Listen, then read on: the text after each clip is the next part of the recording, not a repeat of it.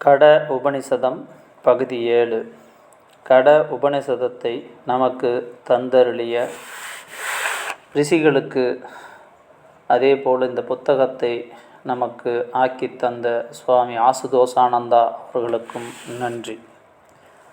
முந்தைய பதிவில் நசிகேதன் யமதர்மராஜனிடம் பெற்ற 3 வரங்களில் 2 வரங்களை பற்றின விஷயத்தை கேட்டுவிட்டான். 3வது வரமாக, மிக முக்கியமான வரமான மரணத்துக்கு அப்பால் என்ன என்கிற வரத்தை கேட்கிறான். 19வது ஸ்லோகம். நசிகேதா, சொர்க்கத்துக்கு அழைத்துச் செல்கின்ற எந்த யாகத்தை பற்றி கேட்டாயோ அதை உனக்கு சொன்னேன். இந்த யாகத்தை மக்கள் இனி உன் பெயராலேயே அழைப்பார்கள். இனி 3வது வரத்தை கேள் என்று நசிகேதனிடம் யமதர்மராஜன் கூறினார். அதற்கு நசிகேதன், மரணத்திற்கு பிறகு மனிதன் வாழ்கிறான் என்று சிலரும், இல்லை என்று சிலரும் கூறுகின்றனர். இந்த சந்தேகத்தை உன்னிடம் கேட்டு தெளிவு பெற விரும்புகிறேன். நான் கேட்க விரும்பும் 3வது வரம் இதுவே. ஸ்லோகம் 21. நசிகேதா, இந்த விஷயத்தில் தேவர்களுக்கும் கூட சந்தேகம் உள்ளது. இந்த விஷயம் மிகவும் நுண்மையானது, எளிதாக அறியக்கூடியது அல்ல. எனவே வேறு வரம் கேட்டுக்கொள், என்னை கட்டாயப்படுத்தாதே, விட்டுவிடு என்று யமதர்மன் நசிகேதனிடம் கூறினான். நசிகேதன் விடுவதாக இல்லை. அதனால் யமதர்மனிடம், இந்த விஷயத்தில் தேவர்களுக்கும் சந்தேகம் உள்ளதா? யமதர்மனே, இதனை எளிதாக அறிய முடியாது என்று நீயும் சொல்கிறாய். அதனால் இதை உபதேசிப்பதற்கு உன்னை போல் வேறொருவர் கிடைக்க மாட்டார். வேறு எந்த வரமும் இதற்கு இணையும் ஆகாது என்று கூறினான். அதற்கு யமதர்மன் 23வது ஸ்லோகத்தில் 24, 25 ஆகிய 3 ஸ்லோகங்களில் பதில் சொல்கிறார். 100 ஆண்டுகள் ஆயுள் உள்ள மகன்களையும் பேரன்களையும் கேள். ஏராளமான பசுக்கள், யானை, பொன், குதிரை போன்றவற்றை கேள். பூமியின் பரந்த அரசை கேள். நீயும் எவ்வளவு விரும்புகிறாயோ அதுவரை வாழ்ந்து கொள். நசிகேதா, இதற்கு இணையான வரம் என்று நீ எதையாவது கருதினால் அதை கேள். செல்வம், நீண்ட ஆயுள், பரந்த பூமியில் அதிபதியான வாழ்க்கை என்று எதை வேண்டுமானாலும் கேள். உன்னை எல்லா ஆசைகளையும் அனுபவிப்பவனாக செய்கிறேன். நசிகேதா, மானிட உலகில் அடைவதற்கரிய ஆசைகள் எவையவை உண்டோ அவை அனைத்தையும் உன் விருப்பம் போல் கேட்டுக்கொள். சாரதிகளுடன் தேர் தருகிறேன், வாத்திய கலைஞர்களை தருகிறேன், ஆண்களை மயக்குகின்ற இந்த தேவலோக பெண்களை தருகிறேன். இத்தகைய பெண்கள் மனிதர்களுக்கு கிடைக்கக்கூடியவர்கள் அல்லவே. நான் தருகின்ற இவர்களால் நீ வேண்டிய பணிவிடைகளை பெற்றுக்கொள். ஆனால் மரணத்தை பற்றி மட்டும் கேட்காதே என்று நசிகேதனுக்கு யமதர்மன் கூறுகிறார்.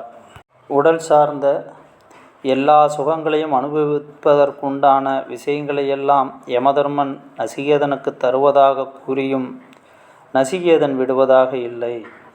மரணதேவனே, நீ கூறுகின்ற இன்பங்கள் அனைத்தும் நிலையற்றவை. அவை மனிதனுடைய புலன்கள் அனைத்தின் ஆற்றலையும் வீணாக்குகின்றன.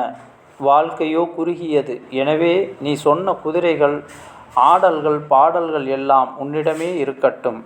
மனிதன் பணத்தினால் திருப்தி அடையக்கூடியவன் அல்ல. உன்னை பார்த்தால் வேண்டிய செல்வம் பெறுவது உறுதி. நீ ஆளும் வரை என் ஆயுளுக்கும் பஞ்சமில்லை. எனவே ஆயுளோ செல்வமோ எதுவும் எனக்கு வேண்டாம். நான் கேட்கத்தக்க வரம் அது ஒன்றே. 10 ரூபாய் கிடைத்தால் 100 போதும் என்று தோன்றும். 100 கிடைத்தால் 1000 சரி என்று தோன்றும். இவ்வாறு வளர்ந்து கொண்டே செல்வது பணத்தின் மீதுள்ள ஆசை என்று எழுதுகிறார் கேரளத்தில் வாழ்ந்த மகானான பூந்தானம். அதனால்தான் ஆசையை ஒரு சங்கிலி என்று குறிப்பிடுகிறார் அருணகிரிநாதர். பணம் என்று மட்டுமல்ல, உலக இன்பங்கள் எதிலுமே திருப்தி என்பது வாராது. யமதர்மன் கொடுத்த அத்தனை செல்வத்தையும் அனுபவித்தாலும் விளைவு ஒன்றாகத்தான் இருக்கும். அதாவது திருப்தி கிடைக்கப் போவதில்லை. எனவே அதை நாடி பயனில்லை. புண்ணிய பாவங்களுக்கு ஏற்ப ஒருவரது ஆயுளை நிர்ணயிப்பவன் யமதர்மன். வேண்டிய காலம் வரை வாழ்வதற்கான வரத்தை நசிகேதனுக்கு அவனே அளித்துள்ளான். ஆனாலும் அந்த காலம் முடிந்தபின் இறக்கத்தான் வேண்டும். எனவே நீண்ட ஆயுளாலும் பயனில்லை. அதனால் மரணத்தை பற்றி தான் கேட்டதற்கு விடை வேண்டும், அது மட்டுமே வேண்டும் என்று சாதிக்கிறான் நசிகேதன். மூப்பற்றவர்களும் மரணமற்றவர்களுமான உங்களை அடைந்து உண்மையை அறிந்து கொண்டேன். நானே மூப்பும் மரணமும் உள்ள கீழ் உலகில் வசிப்பவன். பாடல், உடல் சுகம் முதலியவற்றால் உண்டாகும் இன்பம் என்ன என்பதை சிந்தித்து அறிந்தவன்.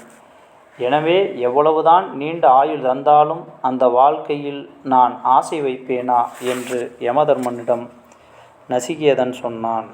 விளக்கம்: தேவர்கள் மூப்பற்றவர்கள், மரணமற்றவர்கள் என்று கூறப்படுகின்றனர். அதாவது நம்முடன் ஒப்பிடும்போது அவர்கள் இன்னும் நீண்ட காலம், மிக நீண்ட காலம் வாழ்கின்றார்கள். ஆனால் அவர்களுக்கும் அந்த காலம் முடிந்ததும் மீண்டும் பிறப்பிற்கு உள்ளாகியே தீர வேண்டும். உங்களை அடைந்து உண்மையை அறிந்து கொண்டேன் என்று நசிகேதன் குறிப்பிடுவது இதைத்தான். தேவர்களே ஒரு நாள் மரணத்தை தழுவ வேண்டுமானால் மனிதனின் ஆயுள் எவ்வளவு சிறியது! அதை இந்த நிலையற்ற உலக இன்பங்களில் செலவிடுவேனா என்பது நசிகேதனின் கேள்வி. மரணத்துக்கு பின்னால் என்ன உள்ளது என்பதை மட்டுமே அறிய விரும்புகிறான் அவன். இந்த பதிவின் தொடர்ச்சியை அடுத்த பதிவில் காண்போம். நான் உங்கள் கோவிந்தராஜ் சுப்பிரமணி.